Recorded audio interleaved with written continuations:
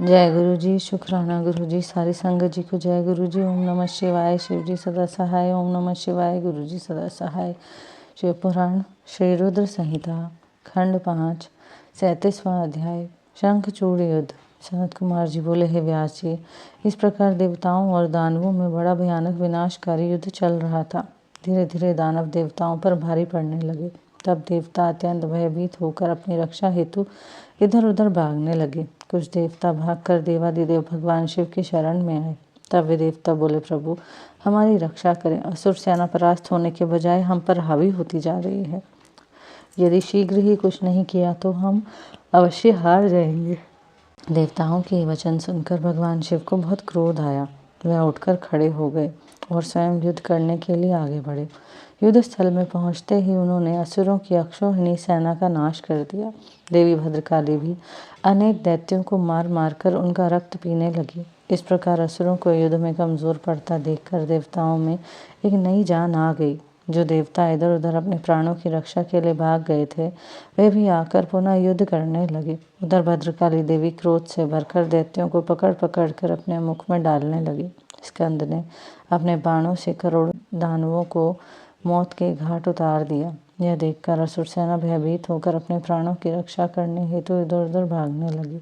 असुर सेना को इस प्रकार तितर बितर होता देखकर दानवराज शंखचूड़ क्रोधित होकर स्वयं युद्ध में कूद पड़ा। उसने अपने हाथों में धनुष बाण उठाया और भयानक बाणों की वर्षा करनी आरंभ कर दी। देखते ही देखते शंखचूड़ ने देव सेना के अनेकों सैनिकों का संहार कर दिया। यह देखकर स्कंद देव आगे बढ़े और शंखचूड़ को ललकारने लगे। शंखचूड़ ने क्रोधित होकर स्कंद पर पलटकर वार किया। उसने स्कंद का धनुष काट दिया और पूरी शक्ति से स्कंद की छाती पर प्रहार किया। फलस्वरूप स्कंद मूर्छित होकर जमीन पर गिर पड़े। कुछ ही देर बाद स्कंद उठकर खड़े हो गए और उन्होंने अपने बाण से शंखचूड़ के रथ में छेद कर दिया।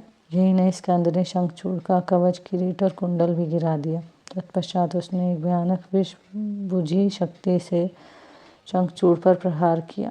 इस प्रहार से शंखचूड़ मूर्छित होकर धरती पर गिर पड़ा और काफी समय तक ऐसे ही पड़ा रहा। कुछ समय पश्चात वह ठीक होकर पुनः युद्ध करने लगा। इस बार उसने भगवान शिव के पुत्र कार्तिकेय को अपना निशाना बनाया और उस पर भयानक शक्ति का प्रहार किया, जिससे कार्तिकेय बेहोश होकर जमीन पर गिर पड़े। तब कार्तिकेय को इस प्रकार धरती पर बेहोश हुआ देखकर सभी देवी भद्रकाली उन्हें गोद में उठा लाई। उनकी दशा देखकर शिवजी ने उन पर अपने कमंडल का जल छिड़का। जल छिड़कते ही कार्तिकेय फौरन उठ बैठे और पुनः युद्ध करने के लिए चल दिए। दूसरी ओर वीरभद्र और शंखचूड़ का भयानक युद्ध चल रहा था।